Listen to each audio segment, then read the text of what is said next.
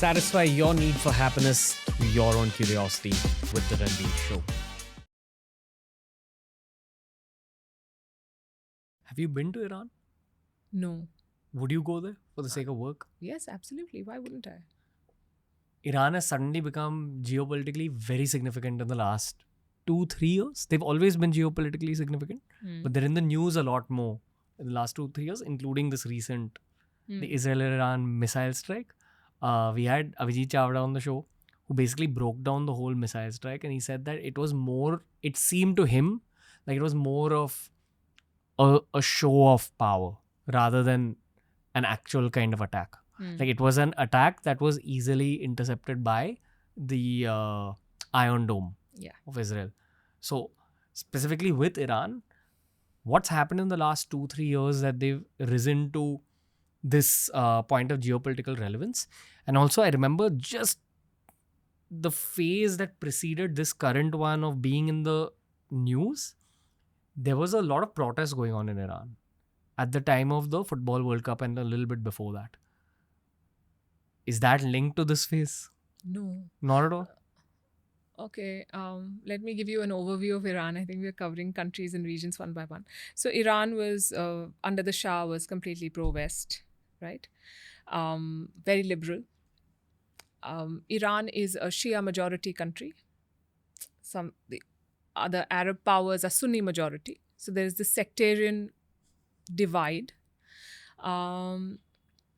Post the 79 revolution, Khomeini came to power, the mullahs came to power, the clergy, and they dismantled everything that the Shah stood for, and they made it a very, for want of a better word, they turned it into a regressive society. They took away a lot of freedoms from women.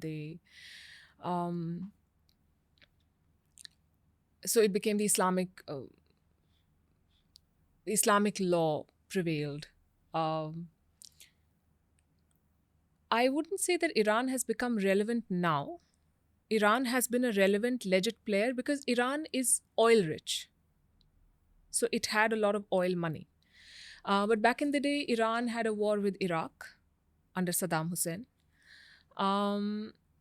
If you talk about the current Iran or the past, say, 10 years, they entered into something called the JCPOA, the nuclear deal with America and some other powers, which said that Iran is not going to enrich uranium to make a bomb.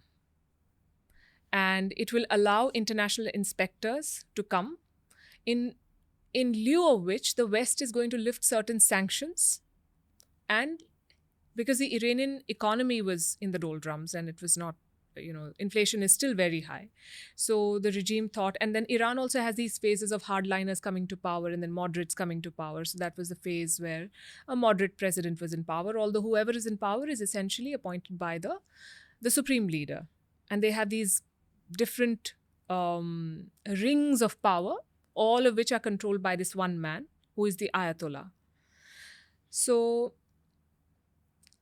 but under Donald Trump, the Americans walked out of that deal unilaterally. They said, we don't, because Iran and Israel have this thing going forever. One says that you have no right to exist. The other says we will wipe you off the face of the earth. But there was never a direct clash between the two. So this is Iran versus the rest of the world, the West. Within the region, Iran has really spread itself thin. It has proxies everywhere. They have Hamas, they have Hezbollah in Lebanon, they have the Houthis in Yemen, they have a force in Syria.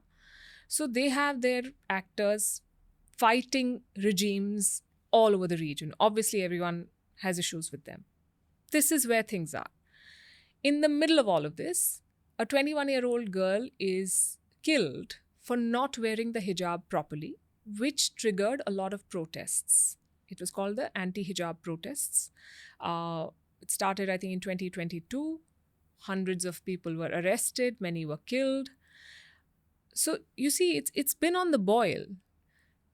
Iran and Saudi Arabia have their own enmity. Saudi is the sees itself as a leader of the Muslim world, Sunni kingdom, home to the two biggest pilgrimage sites for Islam, Makkah and Medina. So I think a lot has been happening there.